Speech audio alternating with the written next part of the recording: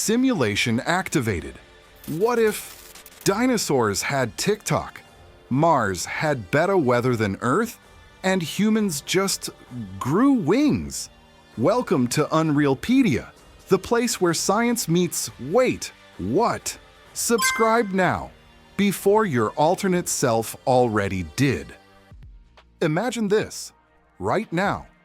Every single volcano on Earth wakes up all at once. Boom!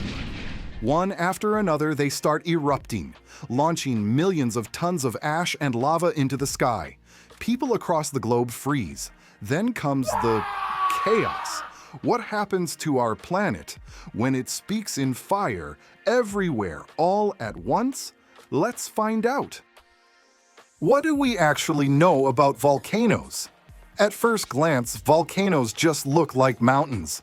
Some have been sleeping for centuries. Others quietly smoke here and there. Occasionally you'll see a bit of steam. And everything seems fine. Seems. In reality, volcanoes are blazing tunnels into Earth's molten core. They connect the surface to what's boiling deep beneath our feet. And if they open up, the consequences aren't local. They're global. There are over 1,500 active volcanoes on land. And that's just what we can see. Underwater? There are tens of thousands more, hidden in the deep. Most of them we haven't even mapped. Some erupt regularly. Dangerous, yes, but predictable. Others, they stay silent for centuries and then wipe out half a continent. These are called supervolcanoes. And no, that's not just a dramatic name. Here are three that could change history on their own. Yellowstone, USA. A giant sleeping under a national park. If it blows, most of North America is done. Toba, Indonesia, last erupted 74,000 years ago. Scientists believe it nearly wiped out the entire human species. We barely made it through. Campi Flegrei, Italy, a supervolcano right under the city of Naples. Considered the most dangerous in Europe, and it's showing signs of waking up. If any one of these erupts, we're talking millions of tons of ash. Sunlight blocked, temperatures drop, crops fail, and species, including us, start disappearing. Now imagine this, all of them, and thousands more erupting at the same time. Seconds after it begins, volcanoes across Iceland, Indonesia, Kamchatka, Italy, Guatemala, Hawaii, and dozens of other regions explode to life. The first victims? People living nearby.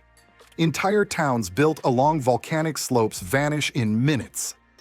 Lava floods the streets, melting homes, cars, people.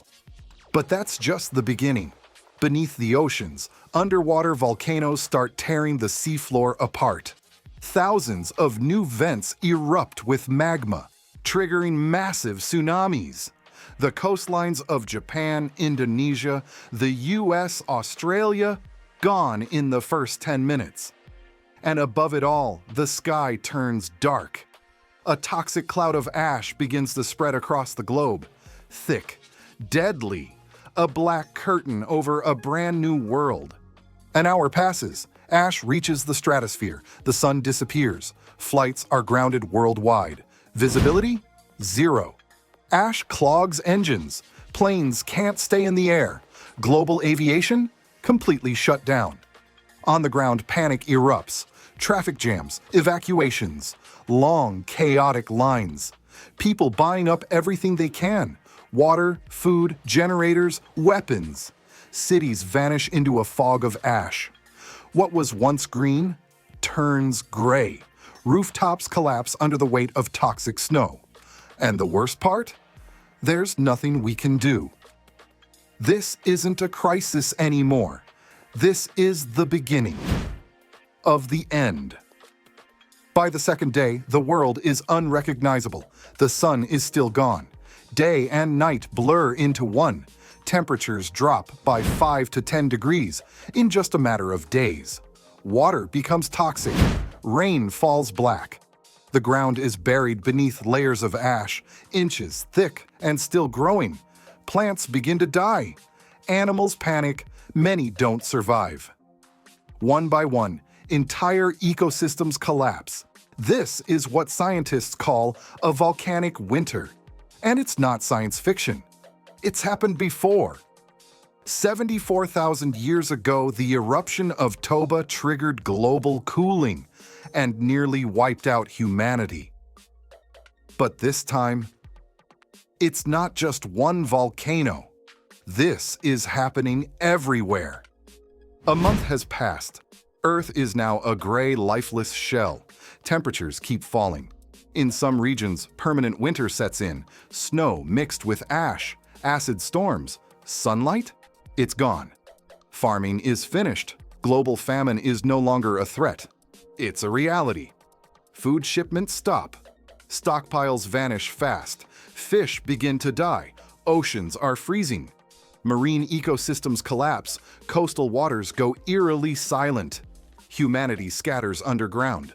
Basements, subway tunnels, caves, abandoned mines.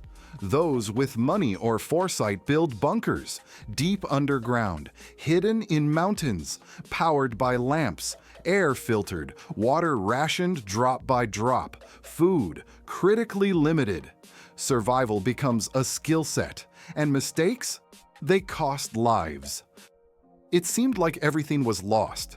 Darkness, cold, silence, the world buried in ash. But humanity didn't give up. Where there's no sun, we light lamps. Where there's no air, we build filters. Where there's no soil, we grow food in water and light. Underground shelters begin to appear. Bunkers, domes, hidden greenhouses. Plants stretch toward LED skies. People survive in concrete boxes, but they don't lose hope. Every drop of water, every leaf of lettuce, a treasure. One breath takes effort. One day alive, a win. Time passes, years of darkness, and then a shift. At dawn, through the thick layers of ash, a glimmer breaks through. At first faint, then stronger, golden, real, the sun. After all this time, it returns. The world is still broken, but there's hope now. 10 years have passed. Earth endured. The world isn't what it used to be, but it's alive. The ash has settled. The sun is back. Green has started to return. Rivers flow again. Animals creep back into the wastelands. Humans step out into the light. Starting over, no old cities, no illusions of control, but with something more valuable, an understanding of just how fragile life is.